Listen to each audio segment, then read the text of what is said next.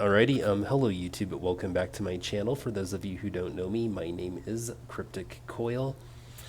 Uh, Today I have a book haul for you. I have a little extra something that I want to show you before I get into it though. I just kind of want to explain something. So I'm kind of going through something on a personal level. Like I'm okay. It's just I'm just going through something that's kind of a big deal, but something that I'm working on a resolution toward. And so I'm kind of behind on this channel. I have a book review that I want to upload. I just haven't had the time to do it. I wanted to participate in Garbogust, but I didn't get that chance because this month was crazy. One of my subscribers, Jane, wanted me to upload something. I'll get into it when I'm ready. Uh, I intended to, but it was just such a crazy month that I couldn't. And I really don't see things slowing down. So, in fact, the last book haul that I did was like 3 weeks ago. And I haven't even been out and about since then due to personal reasons. But I did manage to get out and about today, and I picked up a few things, and I think that I have a pretty cool little book haul for you. And then I got something else that I want to show you too. So I just want to get into that. I'm fine. I'm fine. Well, I mean, I'll be fine, but like I just got to get through some stuff. But I might. I'm hanging in there. It'll be okay. All right. So let's jump into it. Okay. So I hit up the Spirit Halloween store, and I bought something. Okay. If you were watching my channel around this time last year, you would know that I like to buy Halloween masks, and I like to buy uh, used mannequin heads that beauty school students donate after they graduate. And I use them to buy Halloween masks. And I have this leather face mask. Let me see if I can get it to better fit the eyes. So let's see. Texas Chainsaw Massacre Part 2. Okay.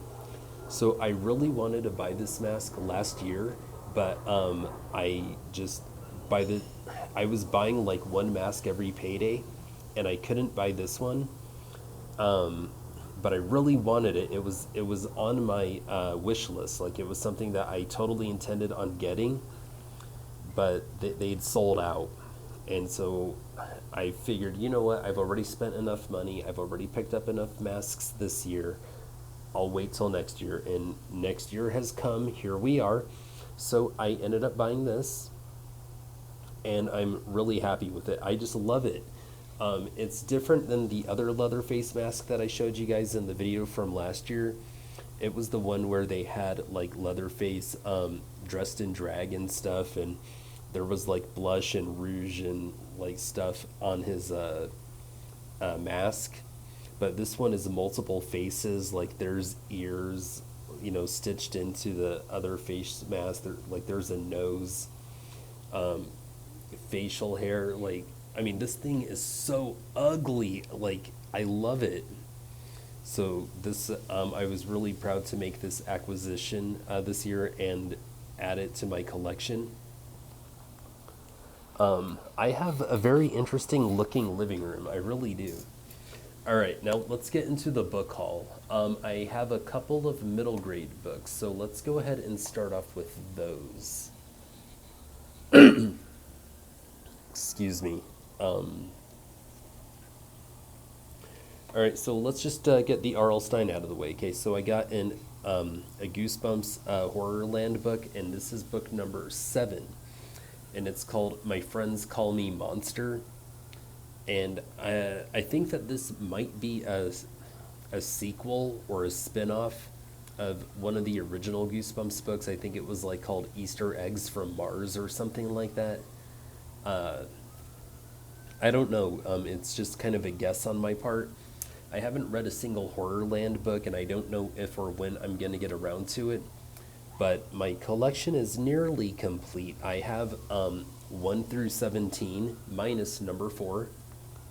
I now have number 7, and then I need number 10. So now all I need is number 4 and number 10, and then I have 1 through 17 in the Horrorland series. So this is cool. This was a really cool and interesting find. I've never seen this one, never heard of it, but it's definitely vintage. It's from the year 1991, and it's called Vampires and Other Creatures of the Night by Rita Golden Gelman and Nancy Lamb. And it's just a thin little paperback book, and oh my gosh, I love the cover on this thing. First of all, I just love vampires, but the cover on this thing is so cool. All right, let's see. What short stories do they got in here?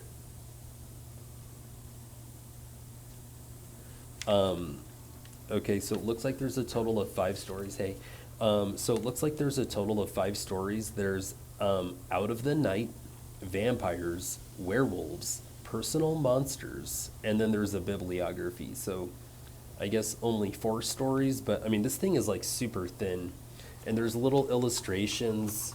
I love the pencil art. I really do. Let's see if there's something cool. Here's something cool.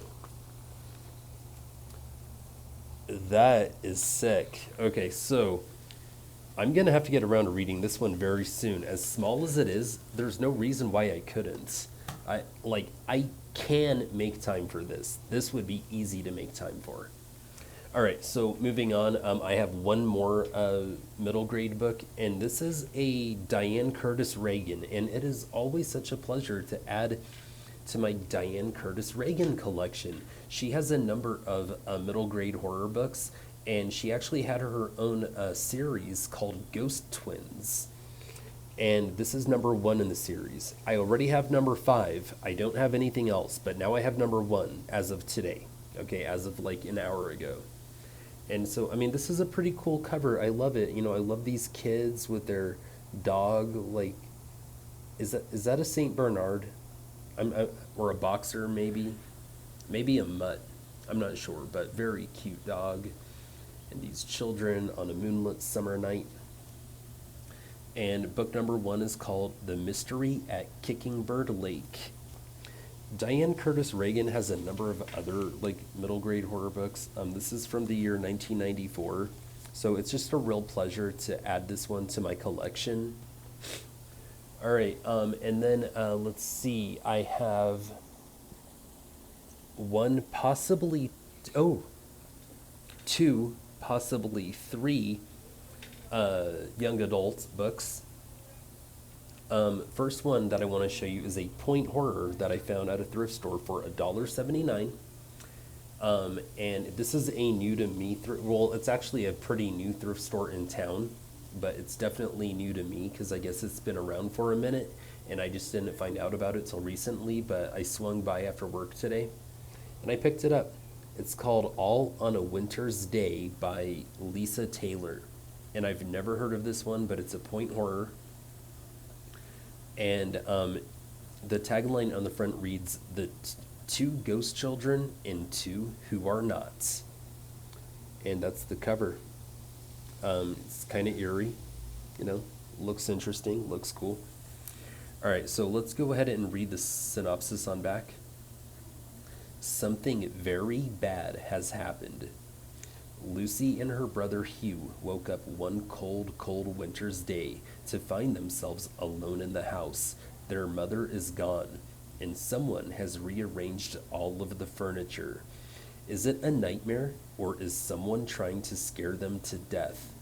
Then 2 ghostly children and their evil aunts appear.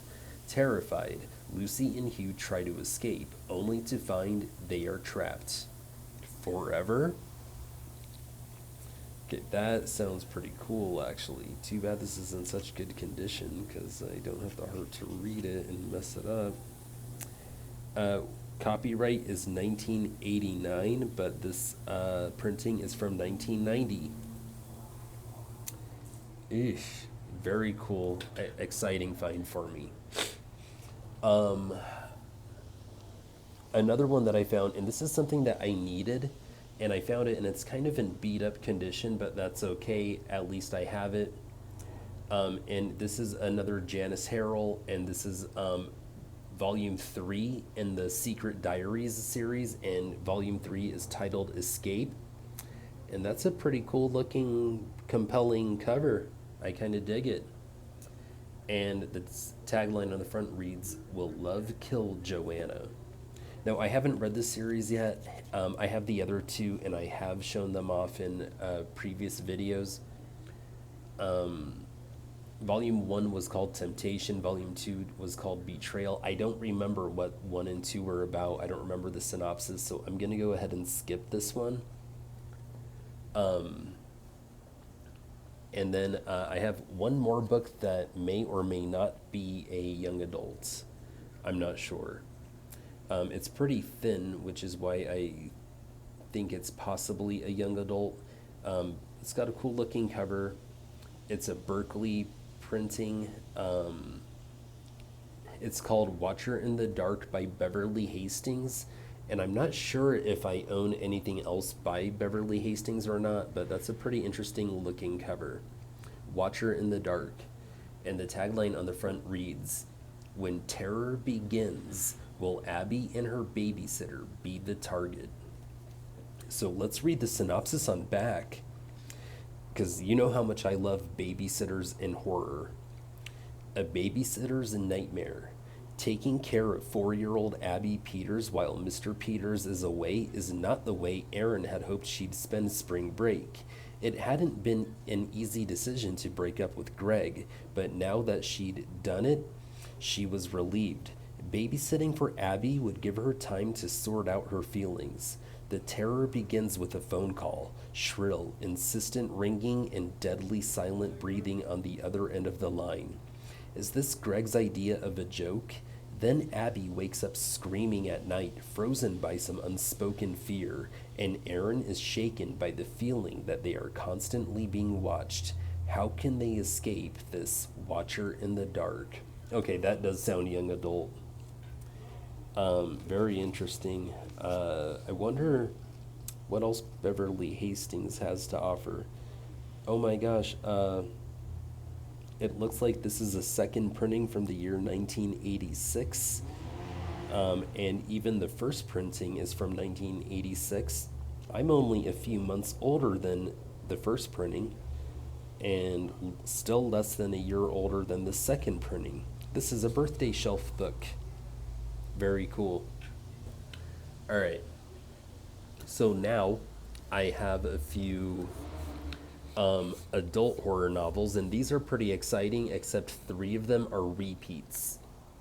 Okay, so I have yet another copy of Christopher Pike's The Cold One, and this one is a little bit beat up. So Christopher Pike is arguably my favorite author of all time. I mean, he was certainly my favorite author of my childhood. But this is one of his adult novels. I haven't read it. The only book that I have read, or the only adult book that I have read of his, is The Season of Passage, and that's recent, by the way. So look out for a review sometime in the possibly near future. But yeah, I believe I have all of his adult novels, and I found another copy of The Cold One at that thrift store that's closest to my apartment. And it's the first time I've found one of his adult horror novels out in the wild, so that was cool. And it's great that I have a backup copy now. So, and one of them is in better, and one of them is in slightly worse condition. So the one that's in slightly worse condition will be my reading copy, and the one that's in slightly better condition will be my collector's copy. All right, then I found another copy of the Monse, I don't know how to pronounce that word, by Lisa W. Cantrell. I wonder if there's any relation to like Jerry Cantrell from Alice in Chains. But anyway, great looking cover. It's Halloween season. This copy is in better condition than the copy that I already own, except some idiot hole punched it. Can you see that? Like, why? For what reason? And this is a Tor horror book, and it's always exciting to find Tor horror books out in the wild. Um, I haven't read this one, but I have shown it off in a previous book haul from a few years ago. This is from the year 1987. So let's just go ahead and read the synopsis on back again. There is a tagline on the front. It looks like this author is the winner of a Bram Stoker Award. So the synopsis on the front reads, "Welcome to the House of Horrors. The last thing you will ever see is the smiling face. The Mons." I don't know what that word means. I just don't. I don't even know how to pronounce it. All right, so here's the tag or synopsis on back. Happy Halloween. Each Halloween, the Monse becomes a house of horrors, vampires, werewolves, ghouls, and ghosts. Not to mention Frankenstein's monster stalk the premises. Bats and spiders drop upon the unwary. At every turn, a new fright awaits. All in fun, of course. Happy Halloween. But the Monza's story of horror is ancient and terrible, more awful than the innocent trick-or-treaters can imagine. For 12 years, it has been biding its time, feeding on the fear its unsuspecting visitors so willingly offered. Happy Halloween. Until tonight. Tonight is the 13th annual House of Horrors. It will be the last. Tonight, at the witching hour, all hell will break loose. Happy Halloween.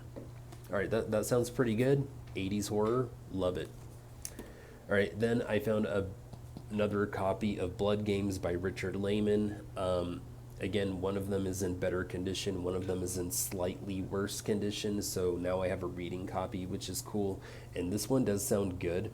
As far as all the Richard Lehman books that I own, I only own 2 backup copies. I think I have 6 Richard Lehman books, and I have a duplicate of 2.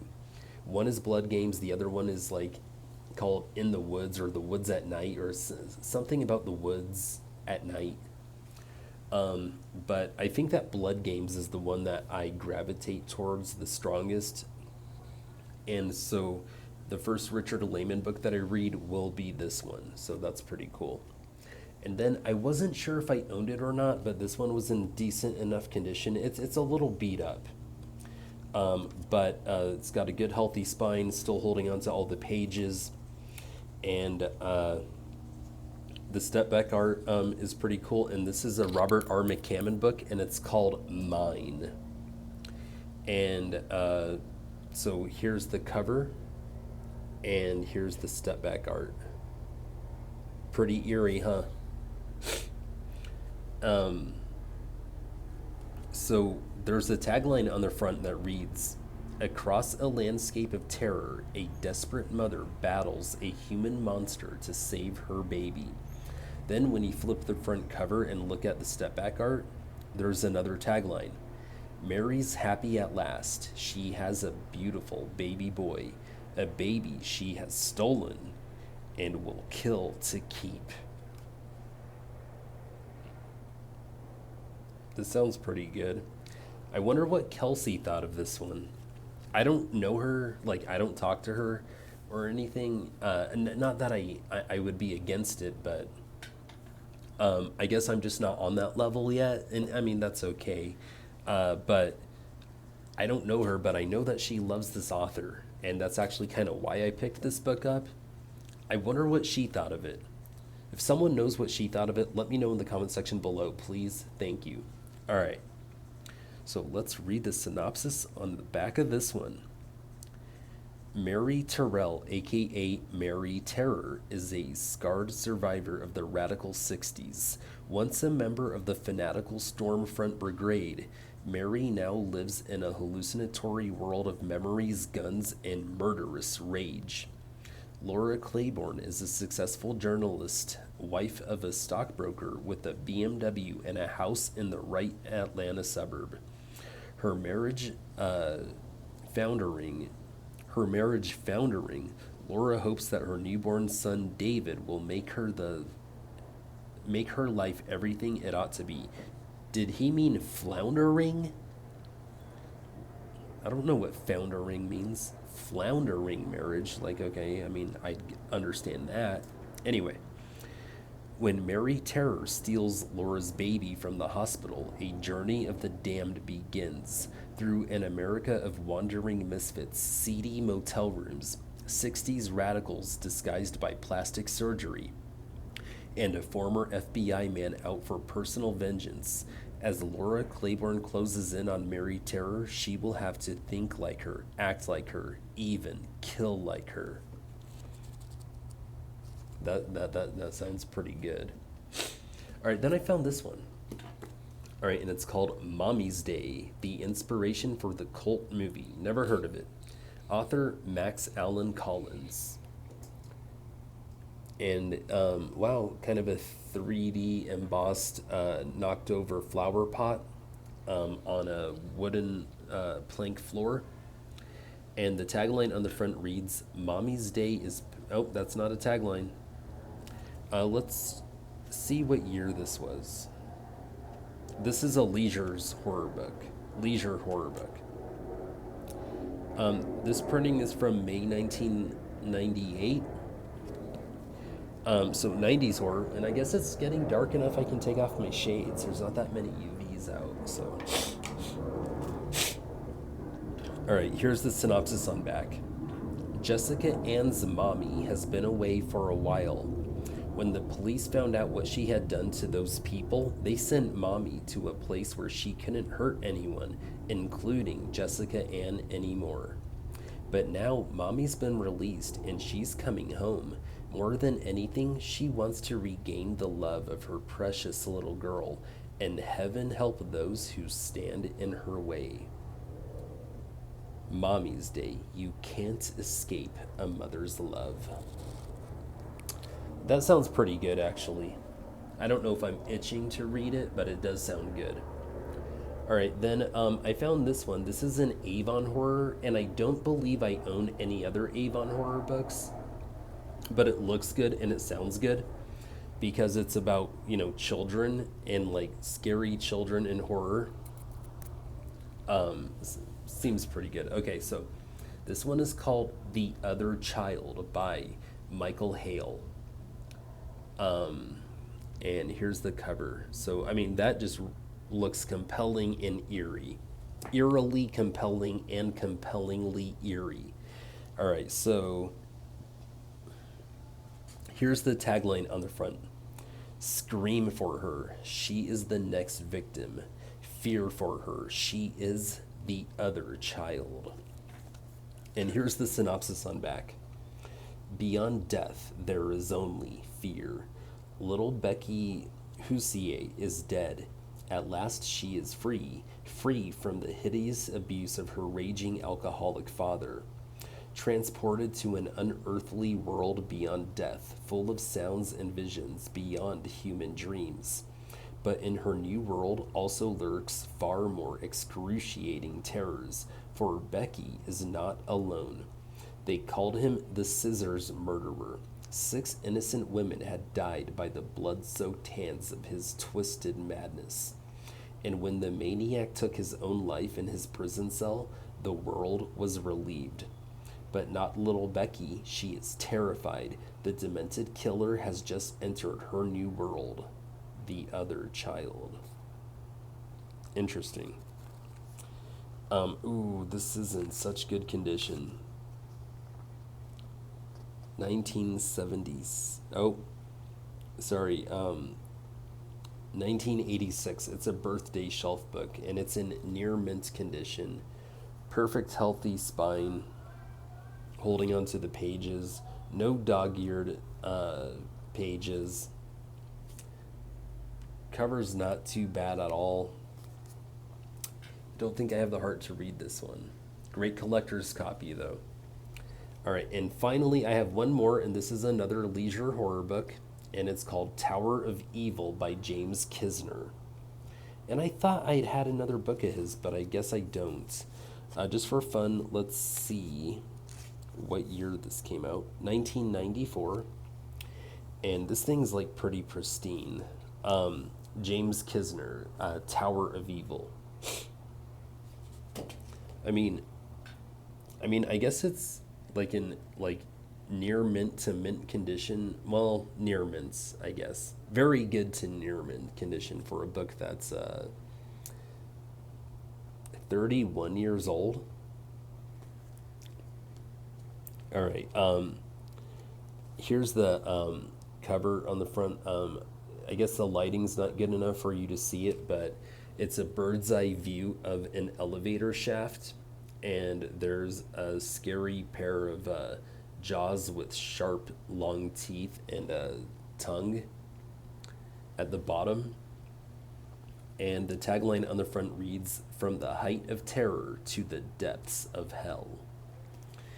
And here's the synopsis on back.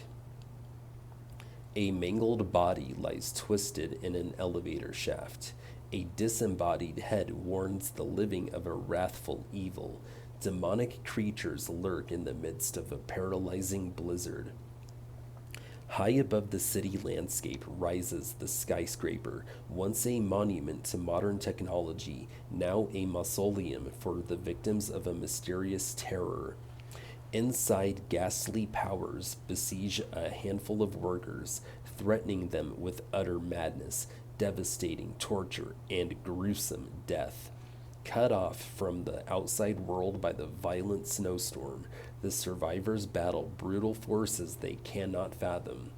As the body count rises, the blood sport multiplies, and the hour of reckoning draws near. Tower of Evil, from the heights of terror to the depths of hell. That sounds like it's for somebody. I don't know if it sounds like it's for me. It's in such good condition, I'll just keep it in the collection and collect it. I don't see myself itching to read it. Let's see, the ones that I'm itching the most to read, I think I'm going to leave these three. Mine sounds pretty good.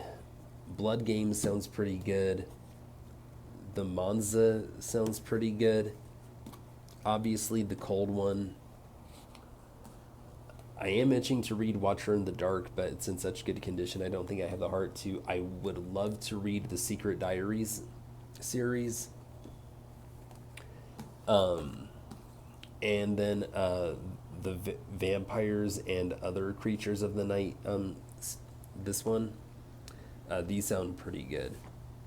Sorry, what year did I say this one was? The Creatures of the Night. It's a Scholastic printing. It's middle grade. 1991. October 1991. So what is that? 34 years old? It's in pretty good condition for a kid's book that's that old. Kids' books that old, man, you're lucky to find them in decent condition. Oh, they can be so beat up. All right, well, my phone's about to die. The sun's going down. I better let you go. But thank you guys for watching. Horns up. Peace out. And say goodnight to Leatherface.